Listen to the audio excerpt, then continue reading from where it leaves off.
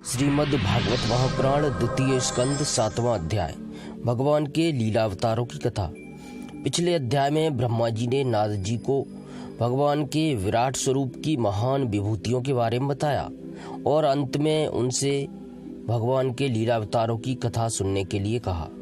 अब आगे ब्रह्मा जी कहते हैं, अनंत भगवान ने प्रलय के जल में डूबी हुई पृथ्वी का उद्धार करने के लिए समस्त यज्ञ में वराह शरीर ग्रहण किया था। आदि दैत्य हिरण्याक्ष जल के अंदर ही लड़ने के लिए उनके सामने आया।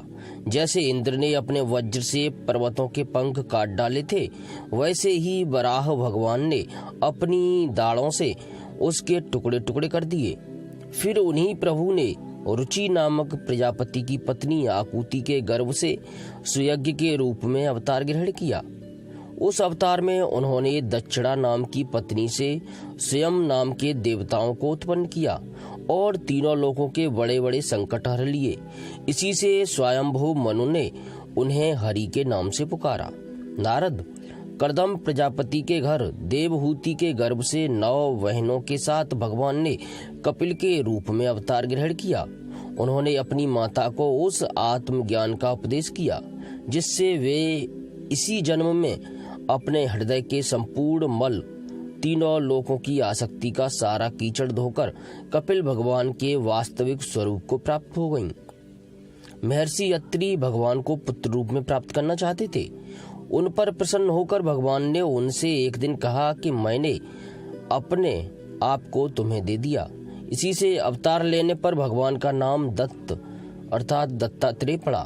उनके चरण कमलों के पराग से अपने शरीर को पवित्र करके राजा यदु और सहस्त्रार्जुन आदि ने योग की भोग और मोक्ष दोनों ही सिद्धियां प्राप्त की। नारद, सृष्टि के प्रारंभ में मैंने विविध लोकों की रचना की इच्छा से तपस्या की। मेरे उस अखंड तप से प्रसन्न होकर उन्होंने तप अर्थ वाले सन नाम से युक्त होकर सनक, सनंदन, सनातन और सनत कुमार के रूप में अवतार ग्रहण किया। इस अवतार में उन्होंने प्रलय के कारण पहले कल्प के भूले हुए आत्मज्ञान का ऋषियों के प्रति यथावत उपदेश किया, जिससे उन लोगों ने तत्काल परम तत्व का अपने हृदय में साक्षात्कार कर लिया। धर्म की पत्नी दक्ष कन्या मूर्ति के गर्भ से वे नर नारायण के रूप में प्रकट हुए। उनकी तपस्या का प्रभाव उन्हीं के जैसा है। इंद्र की भेजी हुई काम की सेना अप्सराएं उनके सामने जाते ही अपना स्वभाव खो बैठी। वे अपने हाव भाव से उन आत्मस्वरूप भगवान की तपस्या में विघ्न नहीं डाल सकती। नारद, शंकर आदि महान भाव अपनी रोष भरी दृष्टि से कामदेव को जला देते हैं, परंतु अपने आप को जलाने वाले असहा क्रोध को वे नहीं जला पाती। वही क्रोध नर नारायण के निर्मल हृदय में प्रवेश करने के पहले ही डर के मारे कांप जाता है। फिर भला उनके हृदय में काम का प्रवेश तो हो ही कैसे सकता है। अपने पिता राजा उत्तानपाद के पास बैठे हुए 5 वर्ष के बालक ध्रुव को उनकी सौतेली माता सुरुचि ने अपने वचन बाणों से बेध दिया था। इतनी छोटी अवस्था होने पर भी वे उस गिलानी से तपस्या करने के लिए वन में चले गए। उनकी प्रार्थना से प्रसन्न होकर भगवान प्रकट हुए और उन्होंने ध्रुव को ध्रुव पद का वरदान दिया। आज भी ध्रुव के ऊपर नीचे प्रदक्षिणा करते हुए दिव्य महर्षिगण उनकी स्तुति करते हैं। कुमार्गामी वैन का ऐश्वर्य और पौरुष ब्राह्मणों के हुंकार रूपी वज्र से जलकर भस्म हो गया। वह नरक में गिरने लगा। ऋषियों की प्रार्थना पर भगवान ने उसके शरीर मंथन से पृथु के रूप में अवतार धारण कर उसे नरकों से उबारा और इस प्रकार पुत्र शब्द को चरितार्थ किया। इसी अवतार में पृथ्वी को गाय बनाकर उन्होंने उससे जगत के लिए समस्त औषधियों का दोहन किया। राजा नाभि की पत्नी सुदेवी के गर्भ से भगवान ने ऋषभ देव के रूप में जन्म लिया। इस अवतार में समस्त आसक्तियों से रहित रहकर अपनी इंद्रियों और मन को अत्यंत शांत करके एवं अपने स्वरूप में स्थित होकर समदर्शी के रूप में उन्होंने जड़ों की भांति योगचर्या का आचरण किया। इस स्थिति को महर्षि लोग परम हंस पद अथवा अवधूत चर्या कहते हैं। इसके बाद स्वयं उन्हीं यज्ञ पुरुष ने मेरे यज्ञ में स्वर्ण के समान कांति वाले हयग्रीव के रूप में अवतार ग्रहण किया। भगवान का वह विग्रह वेदमय, यज्ञमय और सर्वदेवमय है। उन्हीं की नासिका से श्वास के रूप में वेदवाणी प्रकट हुई। चाक्षुष मनयंतर के अंत में भावी मनो सत्यव्रत ने मत्स्य रूप में भगवान को प्राप्त किया था। उस समय पृथ्वी रूप नौका के आश्रय होने के कारण वे ही समस्त जीवों के आश्रय बने। प्रलय के उस भयंकर जल में मेरे मुख से गिरे हुए वेदों को लेकर वे उसी में विहार करते रहे। जब मुख्य मुख्य देवता और दानव अमृत की प्राप्ति के लिए क्षीर सागर को मथ रहे थे, तब भगवान ने कच्छप के रूप में अपनी पीठ पर मंदराचल धारण किया। उस समय पर्वत के घूमने के कारण उसकी रगड़ से उनकी पीठ की खुजलाहट थोड़ी मिट गई, जिससे वे कुछ क्षणों तक सुख की नींद सो सके। देवताओं का महान भय मिटाने के लिए उन्होंने नरसिंह रूप धारण किया। फड़कती हुई भौहों और तीखी दाढ़ी से उनका मुख बड़ा भयावना लगता था। हिरण्यकशिपु उन्हें देखते ही हाथ में गदा लेकर उन पर टूट पड़ा। इस पर भगवान नरसिंह ने दूर से ही उसे पकड़कर अपनी जांघ पर डाल लिया और उसके छटपटाते रहने पर भी अपने नखों से उसका पेट फाड़ डाला। बड़े भारी सरोवर में महाबली ग्राह ने गजेंद्र का पैर पकड़ लिया। जब बहुत थककर वह घबरा गया, तब उसने अपनी सूंड में कमल लेकर भगवान को पुकारा, हे आदि पुरुष, हे समस्त लोगों के स्वामी, हे श्रवण मात्र से कल्याण करने वाले। उसकी पुकार सुनकर अनंत शक्ति भगवान चक्रपाणी गरुड़ की पीठ पर चढ़कर वहां आए और अपने चक्र से उन्होंने ग्राह का मस्तक उखाड़ डाला। इस प्रकार कृपा परवश भगवान ने अपने शरणागत गजेंद्र की सूंड पकड़कर उस विपत्ति से उसका उद्धार किया। भगवान वामन अदिति के पुत्रों में सबसे छोटे थे, परंतु गुणों की दृष्टि से सबसे बड़े थे, क्योंकि यज्ञ पुरुष भगवान ने इस अवतार में बलि के संकल्प छोड़ते ही संपूर्ण लोगों को अपने चरणों में ही नाप लिया था। वामन बनकर उन्होंने 3 पग पृथ्वी के बहाने बलि से सारी पृथ्वी ले तो ली, परंतु इससे यह बात सिद्ध कर दी कि सन्मार्ग पर चलने वाले पुरुष को याचना के सिवा और किसी उपाय से समर्थ पुरुष भी अपने स्थान से नहीं हटा सकते, ऐश्वर्य से च्युत नहीं कर सकते।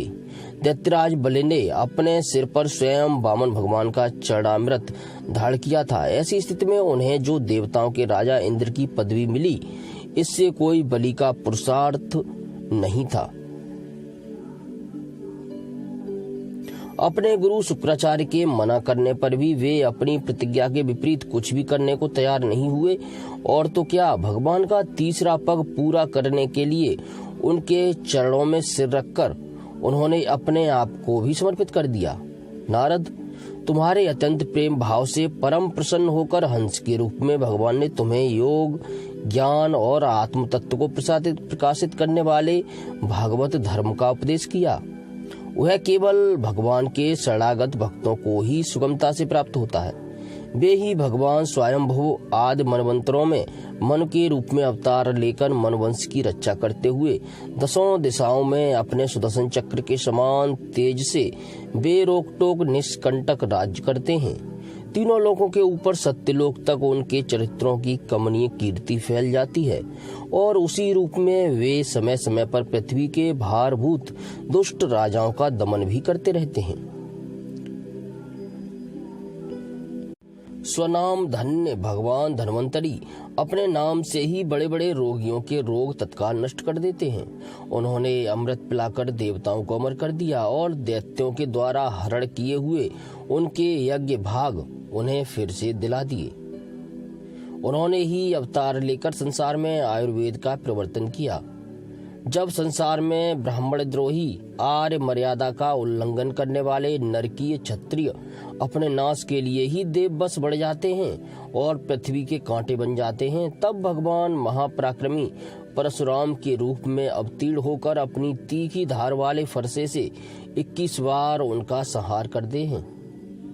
मायापति भगवान हम पर अनुग्रह करने के लिए अपनी कलाओं भरत, शत्रुघ्न और लक्ष्मण के साथ श्री राम के रूप से इक्ष्वाकु के वंश में अवतीर्ण होते हैं। इस अवतार में अपने पिता की आज्ञा का पालन करने के लिए अपनी पत्नी और भाई के साथ वे वन में निवास करते हैं। उसी समय उनसे विरोध करके रावण उनके हाथों मरता है।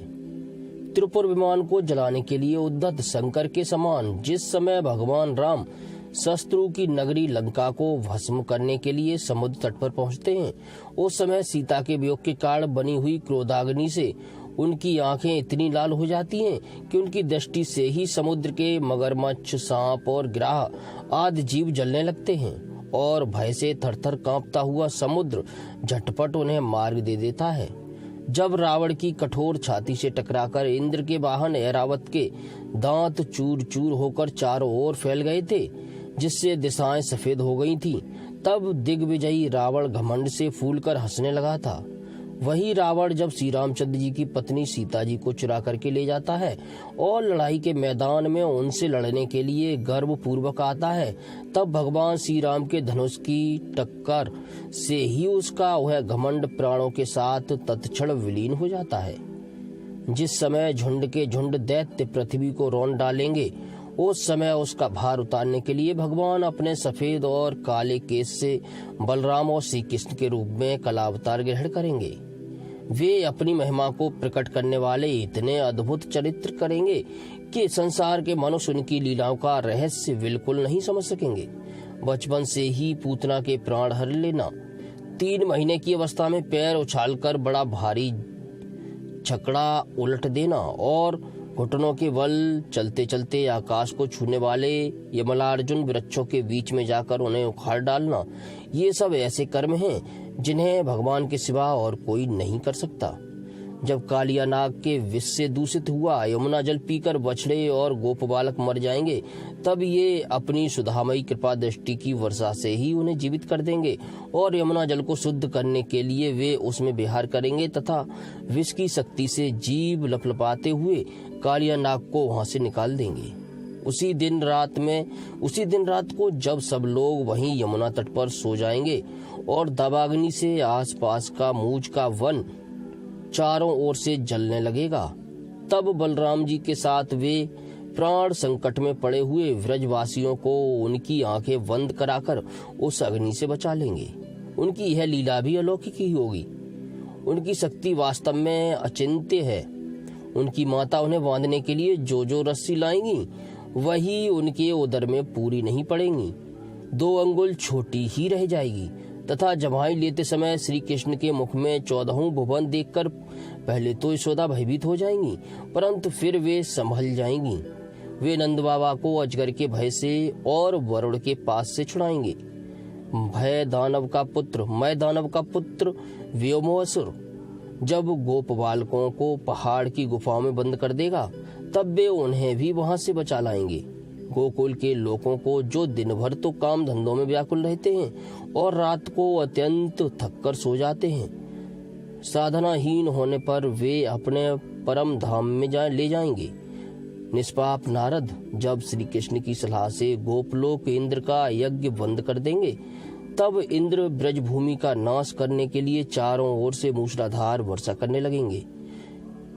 उससे उनकी तथा उनके पशुओं की रक्षा करने के लिए भगवान कृपा परवश होकर 7 वर्ष की अवस्था में ही 7 दिनों तक गोवर्धन पर्वत को एक ही हाथ से छत्रक पुष्प अर्थात कुकुरमुत्ते की तरह खेल खेल में ही धारण किए रहेंगे।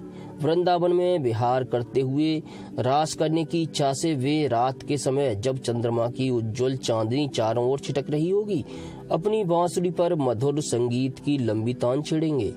उससे प्रेम विवश होकर आई हुई गोपियों को जब कुबेर का सेवक शंखचूड़ हरण करेगा, तब वे उसका सिर उतार लेंगे।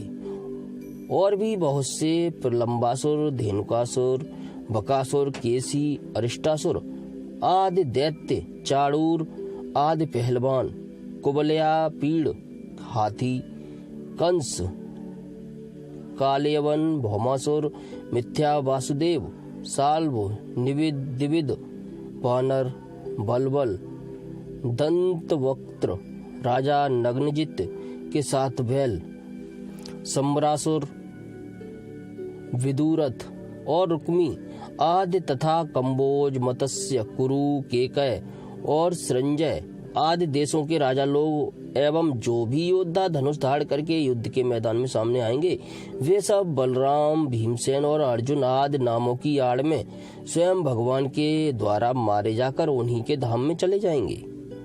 समय के फेर से लोगों की समझ कम हो जाती है, आयु भी कम होने लगती है।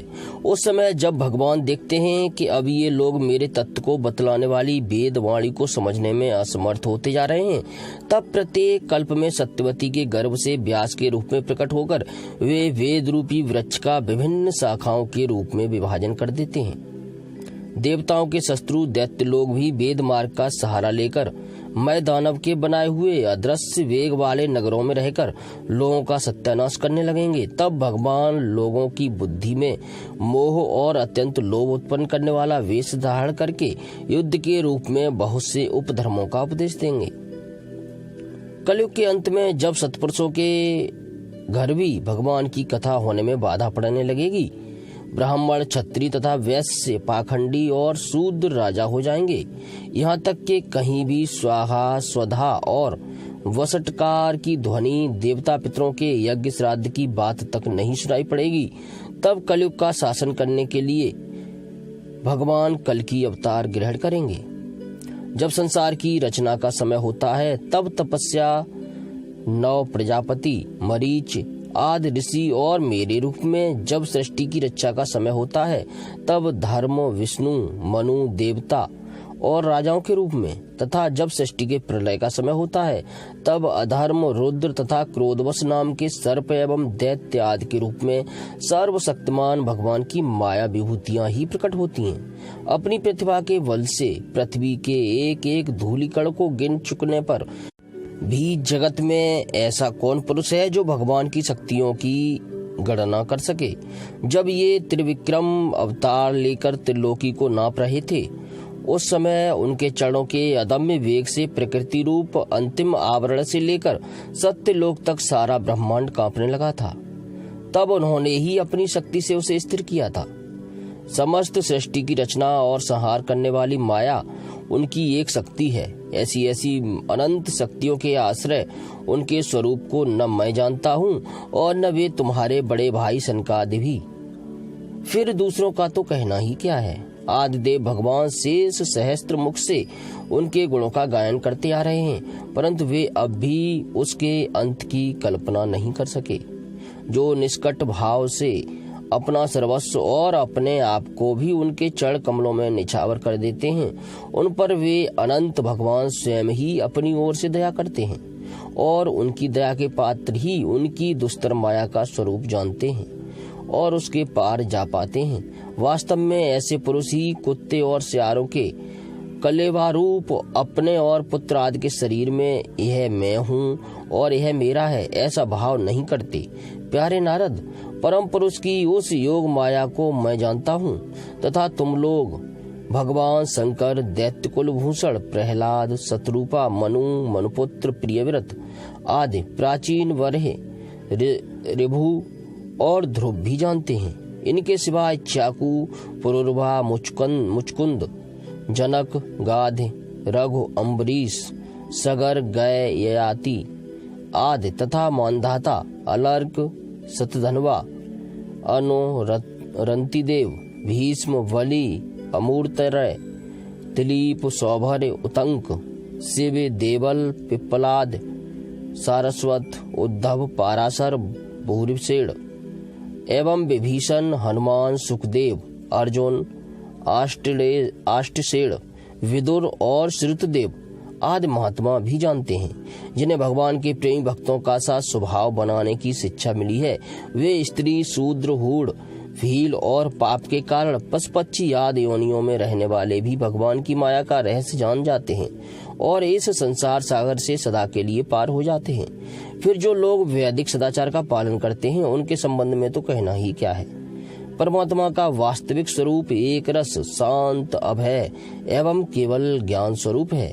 न उनमें माया का मल है और न तो उसके द्वारा रची हुई विषमताएं ही।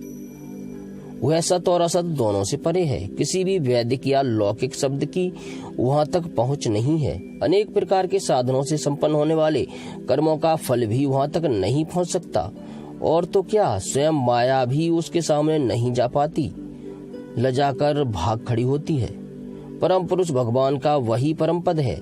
महात्मा लोग उसी का शोक रहित अनंत आनंद स्वरूप ब्रह्मा के रूप में साक्षात्कार करते हैं। संयमशील पुरुष उसी में अपने मन को समाहित करके स्थित हो जाते हैं। जैसे इंद्र स्वयं मेघ रूप से विद्यमान होने के कारण जल के लिए कुआं खोदने की कुदाल नहीं रखते, वैसे ही वे भेद दूर करने वाले ज्ञान साधनों को भी छोड़ देते हैं। समस्त कर्मों के फल भी भगवान ही देते हैं, क्योंकि मनुष्य अपने स्वभाव के अनुसार जो शुभ कर्म करता है वह सब उन्हीं की प्रेरणा से होता है। इस शरीर में रहने वाले पंचभूतों के अलग अलग हो जाने पर जब यह शरीर नष्ट हो जाता है, तब भी उसमें रहने वाला अजन्मा पुरुष आकाश के समान नष्ट नहीं होता। बेटा नारद, संकल्प से विश्व की रचना करने वाले षडेश्वर संपन्न श्री हरि का मैंने तुम्हारे सामने संक्षेप में वर्णन किया। जो कुछ कार्य कारण अथवा भाव अभाव है वह सब भगवान से भिन्न नहीं है, फिर भी भगवान तो इससे पृथक भी हैं। भगवान ने मुझे जो उपदेश किया था वह यही भागवत है। इसमें भगवान की विभूतियों का संक्षिप्त वर्णन है। तुम इसका विस्तार करो।